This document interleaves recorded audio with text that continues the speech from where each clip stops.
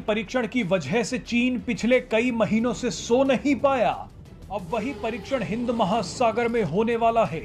Chinese worship युवांग-5 ये Indian ocean में घुसा। भारत को ऐसा लगा कि ये जासूसी के लिए आया है चीनी जहाज। भारत ने बोल दिया साहब हम अग्नि-5 टेस्ट कर रहे हैं।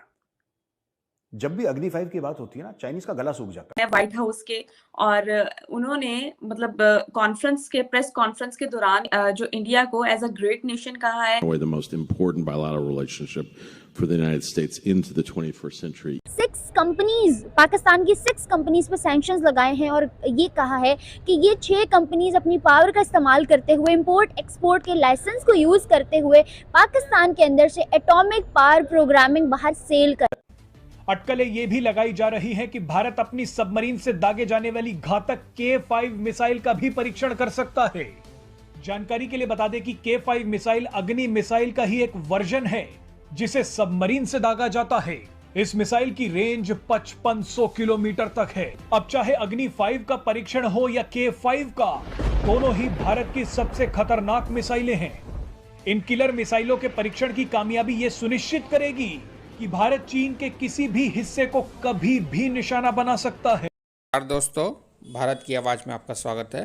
दोस्तों, भारत कुछ बड़ा करने वाला है, इसलिए भारत को रोकने के लिए चाइना बार बार यूएन में भारत को मिसाइल परीक्षण करने से रोकने के लिए प्रस्ताव लाने में लगा रहता है ताकि भारत ये परीक्षण रोक दे। ये परीक्षण 15 से 16 दिसंबर को होना है। वहीं दोस्तों, हमारे दूसरा पड़ोसी पाकिस्तान में आर्थिक हालात बद से बदतर होते जा रहे हैं। उनकी एटॉमिक कंपनियों पर प्रतिबंध लगाया गया है दोस्तों, क्योंकि खबर है कि वो चोरी छुपे एटॉमिक टेक्नोलॉजी गैर कानूनी ढंग से दूसरे मुल्कों को बेच रही थी। आइए दोस्तों, आज का हमारा वीडियो इसी पे है। चीन ने घबराकर अपने जासूसी जहाज को हिंद प्रशांत महासागर में भेज दिया है। जैसे ही खबर फैली, भारत के जिस मिसाइल परीक्षण की वजह से चीन पिछले कई महीनों से सो नहीं पाया, अब वही परीक्षण हिंद महासागर में होने वाला है। भारत जल्द ही अपना सबसे खतरनाक मिसाइल परीक्षण करने वाला है। इस खबर ने चीन को दोबारा झकझोर दिया है। भारत 15 से 16 दिसंबर के बीच ये परीक्षण करेगा। हालांकि भारत ने साफ तौर पर यह नहीं बताया कि वो किस तरह का परीक्षण करने जा रहा है। भारत ने कहा है कि वो एक एक्सपेरिमेंटल फ्लाइट का परीक्षण कर रहा है, यानी हवा में कुछ लॉन्च किया जाएगा। दावा किया जा रहा है कि इस एक्सपेरिमेंटल फ्लाइट के लिए भारत ने 5400 किलोमीटर के लिए नोटम जारी किया है। नोटम यानी नोटिस टू एयरमैन। इसका मतलब यह होता है कि जब भारत परीक्षण करेगा तो एक खास इलाके और बताए गए समय पर वहां नो फ्लाई जोन घोषित कर दिया जाएगा। भारत ने जिस तरह का नोटम जारी किया है, उसे देखकर अंदाजा लगाया जा सकता है कि भारत अग्नि 5 मिसाइल का परीक्षण कर सकता है। ये जो चाइनीज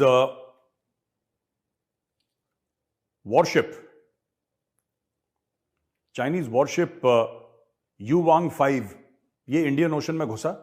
भारत को ऐसा लगा कि ये जासूसी के लिए आया है चीनी जहाज। भारत ने नोटम एक कर दिया कि ना नोटिस ना, कि जब नोटम होता है जब हम ये नोटिस देते हैं दूसरे देशों को कि भाई हम मिसाइल टेस्ट करने वाले हैं। भारत ने बोल दिया साहब हम अग्नि 5 टेस्ट कर रहे हैं। अच्छा, अग्नि 5 एक ऐसी मिसाइल है जिससे ना चीन को बड़ी सारी परेशानी है। बिकॉज विद अग्नि 5 इंडिया कैन रीच बीजिंग, पहुंच सकता है आराम से। भारत ऐसे कई, और सिर्फ बोला है 5000 से 8000 किलोमीटर इसका रेंज है। ठीक है, अग्नि 5 का अगर आप देखेंगे इंटरनेट पे भी है, कहीं पे किसी का भी बयान भी देखेंगे ना, बयान भी देखेंगे तो ये आपको पता लगेगा कि अग्नि 5 जो है उसका रेंज, ये भी गलत है, मैं आपको बता रहा हूं। अग्नि 5 का रेंज 8000 से कहीं ज्यादा है, कहीं ज्यादा अग्नि 5 का रेंज है, 8000 से ज्यादा। और ये चाइनीज भी यही बात कहते आए हैं कि जो भारत ने हथियार बनाया है बहुत खतरनाक है, लेकिन भारत सबके सामने कुछ और स्टोरी सुना रहा है, और यही मेरा भी मानना है। क्योंकि जब भी अग्नि 5 की बात, मैं सिर्फ छोटी सी बात कहता हूं, जब भी अग्नि 5 की बात होती है ना, चाइनीज का गला सूख जाता है। अजीब अजीब सी हरकतें करने लगते हैं चाइनीज, अजीब अजीब सी हरकतें। ये आर्टिकल छपना शुरू हो जाएंगे, एडिटोरियल छपना शुरू हो जाएगा, अग्नि 5 कर दिया तो आपको क्या प्रॉब्लम है अग्नि 5? अभी तो अग्नि 6 भी होने वाला है, अग्नि 7 भी होगा। फिर नहीं, अग्नि 5 से खास परेशानी है। पाकिस्तान को इसलिए ज्यादा परेशानी नहीं है, वो तो चाइनीज बोलते हैं तो इसलिए वो बोल देते हैं, इसलिए परेशानी नहीं है पाकिस्तान को, क्योंकि अग्नि 5 is not for Pakistan. Pakistan तो बगल में हो, तो पृथ्वी निपटा देगा उसको। या अग्नि 2, अग्नि 3 is more than sufficient for Pakistan. अग्नि 5 एक अलग लेवल का गेम है, तो ये इंडिया ने सीधी धमकी दे दी कि हम टेस्टिंग कर रहे हैं अग्नि 5 की। ने 6 कंपनीज, पाकिस्तान की 6 कंपनीज पर सैंक्शंस लगाए हैं और ये कहा है कि ये 6 कंपनीज अपनी पावर का इस्तेमाल करते हुए, इंपोर्ट एक्सपोर्ट के लाइसेंस को यूज़ करते हुए पाकिस्तान के अंदर से एटॉमिक पावर प्रोग्रामिंग बाहर सेल करेंगे। जी हाँ, ये इल्ज़ाम यूएसए ने लगाया है पाकिस्तान की 6 कंपनियों पे, जिसको पाकिस्तान के मीडिया ने भी कवर से यूएस ने जो इंडिया को एज अ ग्रेट नेशन कहा है और कहा है कि बहुत अच्छी नेशन है। और आपको पता है जो ऑफिशियल्स हैं व्हाइट हाउस के, और उन्होंने मतलब प्रेस कॉन्फ्रेंस के दौरान में इंडियन वीज़ास के हवाले से जो प्रॉब्लम्स आ रही थी उसके सोल्यूशन के हवाले से उन्होंने प्रेस कॉन्फ्रेंस की। और उसके अलावा इन्होंने इंडिया की बहुत ज़्यादा जो टाइज थी इंडिया और यूएस की रिलेशन के हवाले से बहुत ज़्यादा स्ट्रॉन्ग टाइज बताई। सर, आप क्या समझेंगे कि इंडिया का यूएस के साथ इतना गहरा रिलेशन होता जा रहा है? बहुत अरसा पहले पाकिस्तान के साथ था, इवन कि पाकिस्तान के साथ आए दिन कोई ना कोई खबरें इस तरह मिलती हैं। दूसरी जानिब मैं आपको इसका कंपैरिजन बताती जाऊं कि यूएस ने उसी दौरान ही पाकिस्तान की 5 या 6 कंपनीज पर सैंक्शंस लगा दिए हैं और कहा है कि ये इलीगल एक्टिविटीज में इन्वॉल्व थी। क्या कहना चाहेंगे इस पूरे सिनेरियो को देखते हुए? भैया, सबसे पहले तो मैं समझता हूँ कि अब वो टाइम गुजर चुका है कि आप अब अपने पाकिस्तान का भारत के साथ कंपैरिजन करें। वो बहुत टाइम गुजर चुका है।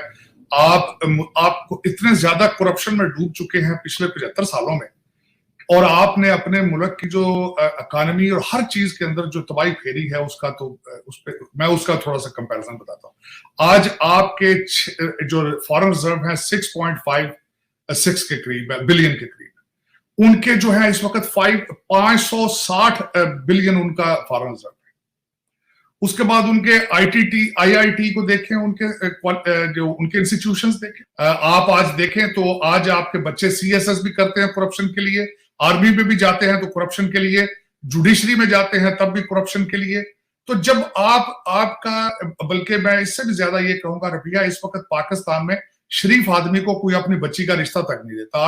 आपने कल्चर को इतना चेंज कर दिया है, आपने करप्शन को इतना, आपके बोन मैरो में घुस चुकी है करप्शन, उसमें भारत के साथ आपका कंपैरिजन नहीं हो सकता। दूसरा, उनके मार्शल लॉ देखें, उनके अंदर मिलिट्री इंटरवेंशन नहीं हुई। जब अगले दिन बाजवा साहब और मुसलसल आसम नसीर साहब के खिलाफ जो साजिशें हो रही थी, तो मैंने इस दौरान भारत के साथ कंपैरिजन करने की कोशिश की कि वहां पे आर्मी चीफ की एक्सटेंशंस की क्या हिस्ट्री मौजूद है। तो वहां पे आज देखें, आप किसी इंडियन से पूछें आपके भारतीय चीफ का नाम क्या है तो किसी को नहीं पता। आपने 7 महीने खुल के कैंपेन की है, सिर्फ झगड़ा नहीं किया। लोग कहते थे मार्शल लॉ लगने वाला था, मेरे नजर में तो आप मार्शल लॉ में रह रहे हैं। You have martial law. आपके जजेस जो है जुडिशरी, वो आपकी एस्टेब्लिशमेंट मैनेज करती है। आपका पीआईए उड़ाती है तो आपका एयर मार्शल उड़ाता है। आपका वापडा चलाता है तो आर्मी चलाती है। आप हर शहर जो है वो बैरियर और डिफेंस बन चुका है। आपने अगर 6 साल के अंदर बाजवा साहब के पीरियड में 5 प्राइम मिनिस्टर गुजरे हैं। बाजवा साहब का अगर शेड्यूल देखें तो मेरे ख्याल उनके पास टाइम ही मौजूद नहीं था कि वो बॉर्डर पे तवज्जो देते, क्योंकि वो सारी सियासत को मैनेज करते रहे। तो दर हकीकत आपका इस वक्त कंपैरिजन अब तो अफगानिस्तान से भी करना, अफगानिस्तान के साथ ज्यादती है। अब तो तालिबान भी जिहाद छोड़ गए हैं, जिसकी ट्रेनिंग आपको इमरान खान साहब ने दे दी है। आपकी इस वक्त अगर मिसाल दी जा सकती है तो सोमालिया और कांगो की दी जा सकती है, क्योंकि इस वक्त अफगानी करेंसी भी वो पाकिस्तान से बेहतर है।